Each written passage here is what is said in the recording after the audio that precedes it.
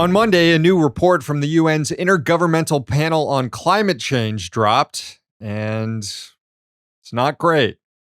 While there are some bright spots in it, noting that the costs of renewables have declined dramatically over the last few decades and emissions increases are slowing, the bottom line remains unchanged. The world is still on track for warming that exceeds the 1.5 degrees Celsius increase in temperatures that will trigger runaway global warming.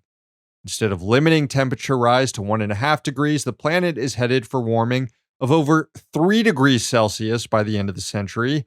And even if all the nations abide by their promises under the Paris Agreement to cut emissions, that still wouldn't keep warming below the threshold. The only way to have a chance of doing that, according to the report, would be by cutting all greenhouse gas emissions in half within the next 8 years and to reach net zero carbon emissions by 2050. The idea of net zero itself is flawed because it relies on a bunch of assumptions about carbon capture technology that haven't panned out yet. But even if it did work, it would still require world governments to use 95% less coal, 60% less oil, and 45% less gas within the next 25 years. And if you think the world's governments, especially the one right here in Washington, are poised to do that, well then I'll eat my tie. UN Secretary General Antonio Guterres called the IPCC's latest findings damning.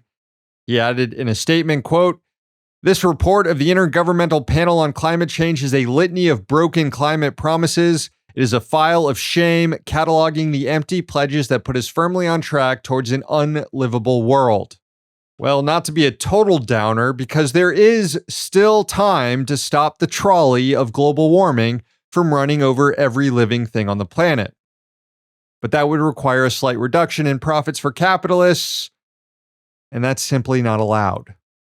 Hey, thanks for watching. Hit the subscribe button so you don't miss any of our new videos. Also, if you want to see Means Morning News in its complete form, not just the clips we post here, head on over to Means TV and get access to all our new episodes and our entire backlog, plus tons of other great movies and original TV shows.